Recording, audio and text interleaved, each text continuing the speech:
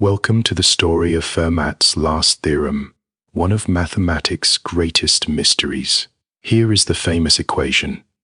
X raised to n plus y raised to n is equal to z raised to n. Fermat claimed this equation has no integer solutions when n is greater than 2. For n equal to 2 solutions exist, like the classic Pythagorean 33345. But for n greater than or equal to 3, no integer solutions exist whatsoever. Fermat famously scribbled a tantalizing note in the margin of his textbook. He claimed to have a marvelous proof, but said the margin was too narrow to contain it. This was written by Pierre de Fermat in 1637. Let's now explore the centuries-long journey to finally prove this conjecture. For 358 years, mathematicians attempted to find a proof. In 1770, the great Euler proved the theorem for the case n equals 3. In 1825, Dirichlet and Legendre together handled the case n equals 5. Lame extended the proof to n equals 7 in 1839. Kummer made a breakthrough in the 1850s, proving many prime exponent cases. Then in 1994, Andrew Wiles stunned the world by proving all cases at once. Wiles' result was the definitive, complete proof that settled the problem forever. Now let's understand the brilliant mathematical insight behind the proof. The key insight was an unexpected connection between two different areas of mathematics.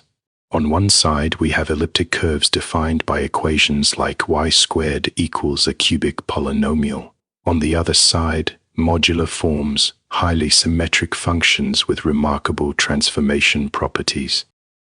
This is called the Weierstrass normal form, the standard representation for elliptic curves. The y-square term on the left represents the output. Now let's move on to the next part of the formula.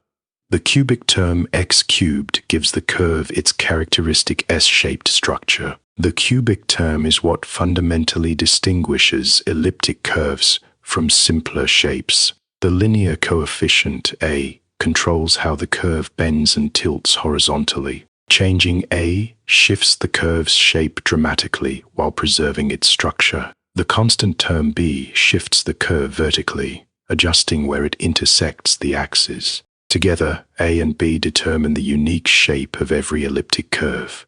Now let's look at an important condition that defines valid elliptic curves. The discriminant must be non-zero, ensuring the curve has no cusps or self-intersections. This non-singular condition guarantees the curve remains smooth everywhere. Let's now visualize a concrete example of an elliptic curve on a coordinate plane. We'll plot the curve y squared equals x cubed minus x plus 1, with a equals -1 and b equals 1. Here is our coordinate plane where we will draw the elliptic curve. Watch as both branches of the elliptic curve appear symmetric about the x-axis. This yellow curve represents our specific equation, with parameters a and b defined. Now let's explore the remarkable group law for adding points on the curve. We mark 2 points P and Q on the upper branch of the elliptic curve. Point P is shown in red and point Q is shown in green on the curve. Draw a straight chord connecting points P and Q across the curve. The chord intersects the curve at a third point, which we then reflect over the x-axis. The reflected point is defined as P plus Q, the sum of the two original points. Notice the perfect symmetry about the x-axis, a defining property of all elliptic curves.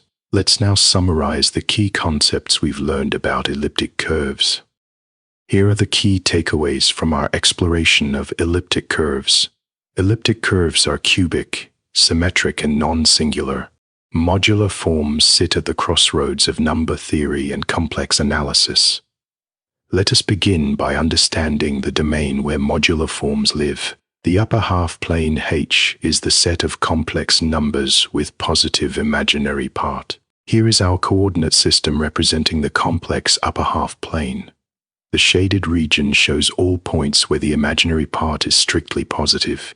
Every point tau in this region satisfies Im of tau greater than 0.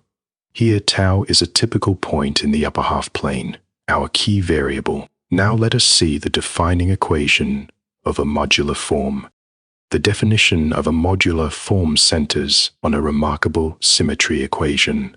A modular form satisfies this transformation law for all matrices in SL2Z. The left side shows the Mobius transformation, mapping tau through the matrix entries A, B, C, D. This fractional linear transformation maps the upper half plane to itself. The automorphic factor C tau plus d to the power k is the weight multiplier. The integer k is called the weight and determines how the form transforms. On the right, f of tau is the modular form itself, holomorphic on the upper half plane. Together, these parts encode a deep symmetry of the function. Next, let us examine the symmetry group behind these transformations. The special linear group, SL, consists of 2 by 2 integer matrices. Each matrix has integer entries A, B, C, D, with determinant equal to 1. Integer entries and determinant 1 ensure these transformations preserve the upper half plane. Remarkably, this entire infinite group is generated by just 2 transformations. T shifts tau by 1, and S inverts and negates tau, generating all of SL2Z. Now let us explore how modular forms are expressed as power series. The Fourier expansion, also called the Q expansion, reveals arithmetic data. We define Q as equal to e raised to 2 pi I tau, a key substitution mapping tau to the disk. Every modular form expands as a power series in Q with coefficients A sub n. These coefficients encode extraordinarily deep arithmetic information about numbers. Let us see the most famous example of a modular form. Ramanujan's delta function is perhaps the most celebrated modular form ever discovered. Delta of tau equals q times the infinite product of 1 minus q to the n, all to the 24th power. Delta has weight 12 and is a cusp form, vanishing at all cusps of the upper half plane. Its Fourier coefficients define Ramanujan's mysterious tau function, still studied today. Finally, let us summarize the 3 essential conditions defining a modular form. A modular form must satisfy exactly 3 fundamental conditions simultaneously. First, the function must be holomorphic, meaning complex, differentiable on the entire upper half plane. Second, it must satisfy the modular transformation equation for all matrices in SL2Z. Third, the form must remain holomorphic at the cusps, staying bounded as Im tau goes to infinity. These 3 conditions together make modular forms extraordinarily rigid and powerful objects. Modular forms beautifully connect number theory, geometry, and even modern theoretical physics. The Taniyama-Shimura conjecture proposed a deep bridge connecting these 2 worlds. It stated that every elliptic curve is secretly associated with a modular form. Here is the logical chain that transforms this connection into Fermat's proof. Suppose for contradiction that x raised to n plus y raised to n is equal to z raised to n has a solution. Gerhard Frey showed this solution would generate a very special elliptic curve. Kenneth Ribot then proved in 1986 that this Frey curve cannot be modular. Now we arrive at the heart of Andrew Wiles' monumental achievement. After 7 years of secret work, Wiles published his proof in 1995. Let's walk through the elegant proof by contradiction step by step. Wiles proved that every semi-stable elliptic curve is indeed modular, but Ribot had already shown the Frey curve is not modular, a direct conflict. These 2 facts together create an undeniable mathematical contradiction. Therefore, the Frey curve cannot exist.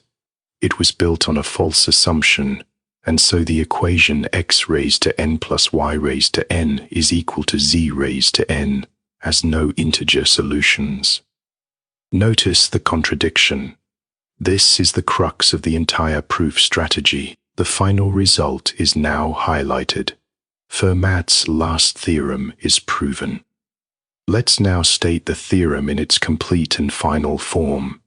X to the n plus y to the n is never equal to z to the n.